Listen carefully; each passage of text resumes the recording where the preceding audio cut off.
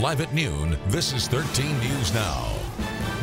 The most powerful storm in more than a decade is barreling through the Gulf Coast. Thank you for watching 13 News Now at noon. I'm Lucy Bustamate. And I'm Ashley Smith. Andre has the afternoon off, but back to that storm. It has a course, of Hurricane 2, and it's called Harvey, or Category 2, I should say. Now, it's already battering the eastern shores at this point of Texas with winds over 100 miles per hour. Those winds are just going to keep getting harder and harder. The storm could be a Category 3 before it makes landfall. So Tim has been watching this since it formed, really. What are you thinking about its strength right now, Tim? It's going to continue to strengthen, guys. It's got about 100 more miles of warm ocean waters to travel over before it makes landfall later on this evening, somewhere around Corpus Christi, maybe just to the east of there later on tonight. Right now, sitting at a Category 2, but for all intents and purposes, it's a Category 3 storm. You need 111-mile-an-hour winds to be categorized as a Category 3.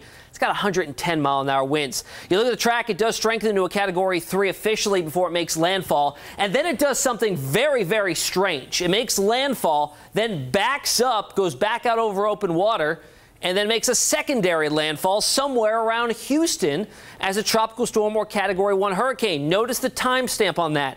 Wednesday of next week. Between now and then, it's going to be pouring buckets there. The legacy of Harvey is going to be the catastrophic flooding that's likely going to be occurring in those areas. Very healthy looking Harvey out there on the satellite imagery this afternoon. A defined eye, likely about to go through an eye replacement cycle as it gets this intense and strong before it makes landfall later on this evening. Look at some of these computer models in terms of how much rainfall they're expecting. We've actually run out of colors here. It's at the top of the color spectrum, 15 to 25 inches, locally up to 35 inches. Just try to let that sink in. 3 feet of rain coming on down from the sky in the next 3 to 4 days. Just crazy numbers there. On top of that, another wave. This one sitting off the coast of Florida that's actually expected to head off the southeastern coastline and may very well influence our weather here next week. We'll talk about that in your full forecast coming up in a few minutes, guys. All right, Tim, a lot to watch, and we continue our coverage of Hurricane Harvey. Right now, like Tim said, Harvey is expected to make landfall tonight as a Category 3 hurricane, and that would make it the first major hurricane to hit Texas in 18 years. It is the strongest hurricane to make landfall in the United States in more than a decade. ABC's Elizabeth Hur is in New York with more on the storm preps and the evacuations underway right now.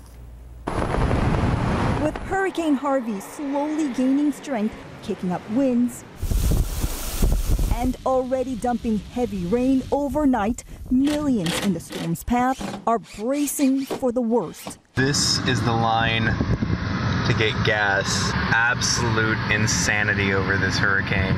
Lines for gas hours long. There's no more water.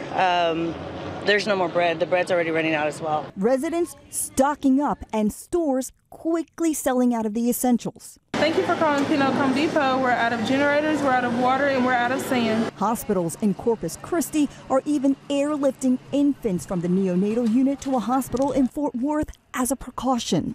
I'm afraid that people may not be taking this storm seriously. They may not be heeding the warning. And again, that window to evacuate is coming to a close. Voluntary and mandatory evacuations are in effect. A state of emergency declared for parts of Texas and Louisiana, with these images from NASA showing the massive size of the hurricane. Forecasters say it is possible, even after Harvey makes landfall, it could stay inland for up to 3 days, dumping up to 3 feet of rain in some areas, causing devastating floods and storm surges up to 12 feet. And here's another concern. The entire country could be affected by this hurricane, and that is because 1/3 of the country's oil refineries are directly in the path of this storm, and some will be shut down until Harvey passes, and that could mean higher gas prices for all drivers. Elizabeth Hur, ABC News, New York. New at noon, another body recovered from the USS John S. McCain collision. Now, this sailor has connections, I should say, to Norfolk. Navy and Marine divers found the remains of 26-year-old electronics technician, 3rd class Dustin Doyen. Now, Doyen was a student at the Center for Surface Command Systems Detachment. He was here from May until June of last year, and that's when he was deployed on the McCain. Now, Doyen was just one of 10 sailors who went missing in that awful accident. The Navy had already found the body of Kenneth Smith, and now they're still searching for 8 others. Well, because of the USS McCain accident and the USS Fitzgerald crash in June, the Chief of Naval Operations has ordered a one-day operational pause for the entire fleet. So that means that all 277 ships in the Navy must take an entire day to review safety procedures. One day. Today at Naval Station Norfolk, 13 News Now military reporter Mike Gooding got an exclusive look as the USS Cole did its operational pause. Sailors gathered in the destroyer's enlisted mess deck to go over the navigational operations and to discuss the dangers that they face when they are at sea. Today, we're going to take an operational pause to review our policies, our procedures, take a look at the commander's guidance to ensure that we are doing our high-risk evolutions and all the efforts that lead up to it smartly, safely, and the tenets of proper watch, standing, procedural compliance, as well as proper risk management. All East Coast-based naval units are expected to complete their operational pauses by next Monday. Meantime, a Fleet Forces Admiral, Phil Davidson, is conducting a more thorough examination of what went wrong in the two mishaps in the Pacific Fleet.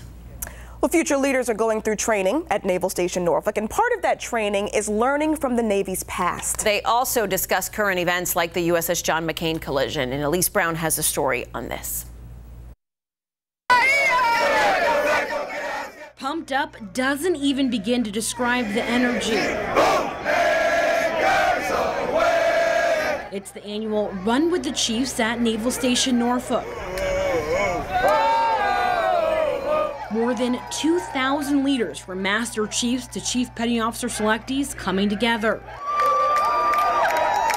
The run, more than just breaking a sweat, it's a part of the selectees' 6-week journey. And it's really nice to see all the chiefs coming together and supporting us in this process. A process in which the selectees learn heritage, teamwork, and how to lead. A part of that conversation, past and current events. A big discussion, the USS John McCain and USS Fitzgerald. Both ships involved in devastating accidents. Sailors lost their lives. Yeah, with the Fitzgerald and the McCain accident, you know, we're all grieving for our shipmates, and we're all learning lessons that they've learned, and you know, we always keep them in our hearts and in our minds. It's important that these selectees learn how to assess and react to various situations. So we have to be versatile leaders. We have to know our audience, and again, just encourage them, meaning our CPO selectees throughout this process, to question, to ask, like, what is the purpose of this? Grooming future leaders in Norfolk. Elise Brown, 13 News Now. More violence strikes Norfolk. Police are searching for a shooter today. 2 men were shot on East Princess Anne Road. We broke the story last night at 11. And since then, police revealed both victims are seriously hurt. Well, right now they are being treated at Centera Norfolk General Hospital. Doctors think that both men will survive. If you know anything that could help police, make sure you call the crime line. That number right there on your screens, 1-888-LOCK-YOU-UP. Remember, you will not be asked to give your name, and you could earn a reward. New at noon, a tractor trailer flips over and turns in Chesapeake today. Here is a look at the accident for you. Chesapeake Dispatch tells us that this happened on an entrance ramp to Military Highway that is right off of Bainbridge Boulevard. You can see the water tower behind it. Now, police tell us that they did clear the accident in just about a couple of hours, and luckily nobody got hurt.